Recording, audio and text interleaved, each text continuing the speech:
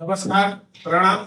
બહુ ઓછા સમયમાં ઘણી બધી વાત કહેવાની છે, પણ પ્રયત્ન કરીશ.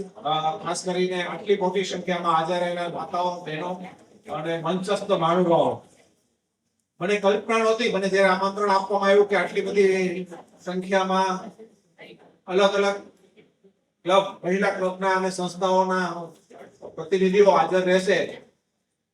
બપોરનો વરસાદ, તડકો અને એમાં રાજકોટ અને સાંજે ઘરની જવાબદારી છતાં આટલી મોટી હાજરી આપો છો એના માટે ખૂબ ખૂબ આભાર. જયેશભાઈ અને ટીમ બોલબાલા, મારું નામ પણ જયેશ જ છે, એટલે કદાચ ભૂલી જાઓ જેવી શાહ મારું નામ છે. રિટાયર્ડ ઇન્ચાર્જ આસિસ્ટન્ટ આરટીઓ અને છેલ્લે સીઈઓ હતો રોડ સેફ્ટી ઓથોરિટીના. મુખ્ય વાત, તમારી જેટલી 51 જેટલી સંસ્થાઓના જે કંઈ સભ્ય બહેનોની ક્યારે પણ મીટિંગ થતી હોય એમાં 20, 25, 30 મિનિટનો સમય હોય તો લાયસન્સ કેવી રીતે મેળવવાનો, લાયસન્સ મેળવવાની પદ્ધતિ. લાયસન્સ, હું રિટાયર થઈ ગયો છું 6 વર્ષ પહેલા, એટલે તમે એવું નહીં સમજતા કે લાગો ઘરે બેઠા લાયસન્સ મળી જશે. પણ લાયસન્સ લેવાની પદ્ધતિ, લાયસન્સ માટે એપ્લિકેશનની પદ્ધતિ, આરટીઓ ના બીજા નિયમની પદ્ધતિ, એ સિવાય ઓર્ગન ડોનેશન, મૃત્યુ પછી જે આંખનું ડોનેશન કરવાનું હોય એક આ બાબત, ટ્રાફિક રૂલ્સ અને ડિફેન્સિવ ડ્રાઇવિંગ. વાહન ચલાવતી વખતે સામાન્ય કાળજી રાખવાથી પણ અકસ્માતો આપણા બચી શકાય. એટલે વાહનના દસ્તાવેજો.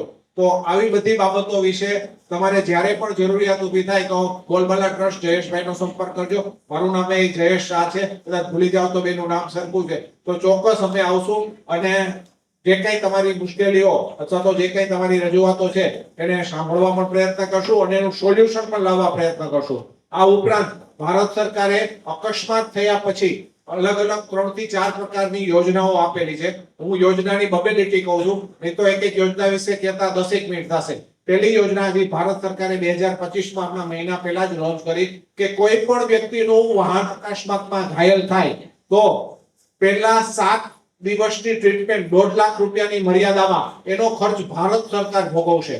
હવે જે વ્યક્તિ અકસ્માતમાં ઘાયલ થાય એ મહિને 5,000 કમાતો હોય કે મહિને 5 કરોડ કમાતો હોય, એને 24 કલાકની અંદર ભારત સરકારે જે હોસ્પિટલોને માન્ય કરેલી છે અને ખાસ PMJY પ્રધાનમંત્રી જન આરોગ્ય જે સંસ્થા પેલું જેમાં મળે છે એ બધી હોસ્પિટલો તો છે જ. બાકી નવી જે હોસ્પિટલનું આખી SOP થઈને લિસ્ટ 5-15 દિવસમાં આવી જશે.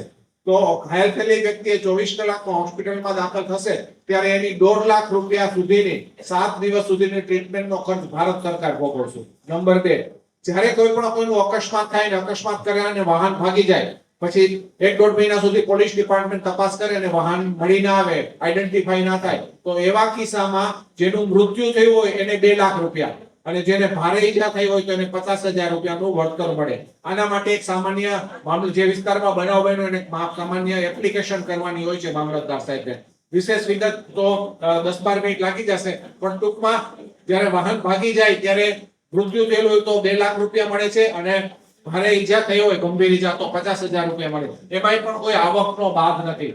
ત્રીજી યોજના, જ્યારે કોઈ પણ વ્યક્તિ અકસ્માતમાં ઘાયલ થાય અને રોડ ઉપર ટળવળતા હોય અથવા તો ઘાયલ થઈને પડેલા હોય, આવી વ્યક્તિને હોસ્પિટલમાંથી એમ્બ્યુલન્સ બોલાવીને પોતાના વાહનમાં અથવા પોલીસ સ્ટેશને જાણ કરી અને આવી વ્યક્તિને જો તમે અકસ્માતમાં ઘાયલ વ્યક્તિને હોસ્પિટલ પહોંચાડવામાં મદદ કરશો તો એના માટે ભારત સરકારે 25,000 રૂપિયા રાહવીર યોજના કરી છે. આ પેલા એ યોજના હતી ગુડ સેવરેટ, ત્યારે 5,000 હતા.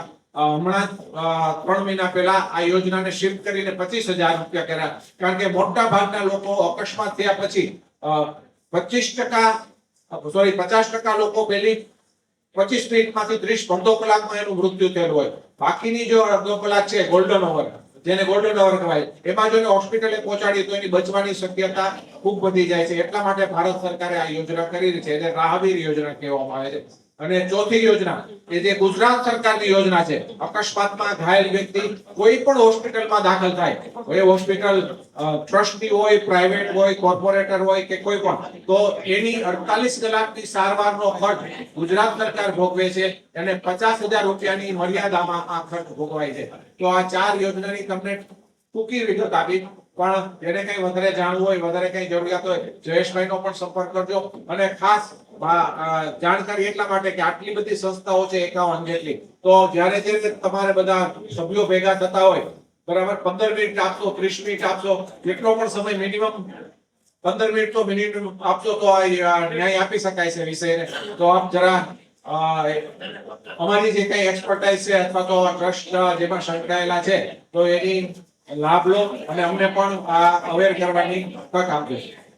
વિશેષ કહીને કોઈને પણ કઈ જાણવું હોય તો એક બાબત ખાસ, કેટલા લોકો પાસે હલો, અવાજ નહીં કરે, પ્લીઝ 2 મિનિટ લાગુ હાલશે.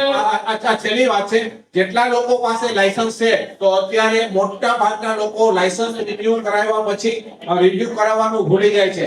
તો લાયસન્સ 1 વર્ષ પહેલા રિન્યુ થાય, જે દિવસે લાયસન્સ પૂરું થતું હોય એના 1 વર્ષ પહેલા રિન્યુ થાય. અને આવું લાયસન્સ એક્સપાયર થઈ ગયા પછીના 1 વર્ષ સુધી 1 મિનિટ બેન. તો આજે તમે લોકો બધા મને લાગે છે 35-40 ની ઉપરના છે જે લાયસન્સ ધરાવતા હોય, પોતાની વેલિડિટી લાયસન્સ ની જોઈ લેજો. હું અત્યારે ખાતરીપૂર્વક આટલા લોકો બેઠા છે એમાં 10 થી વધારે લોકોના લાયસન્સમાં કાં પૂરા થવામાં હશે કાં પૂરા થઈ ગયા હશે. તો બી કેરફુલ. લાયસન્સ પૂરું થઈ ગયા પછી 1 વર્ષ સુધી રિન્યુ થશે અને લાયસન્સ પૂરું થવાના 1 વર્ષ પહેલા તમે એને રિન્યુ કરી શકશો. Thank you. આપે મને સાંભળવાના માટે આભાર. Thank you. જય હિન્દ.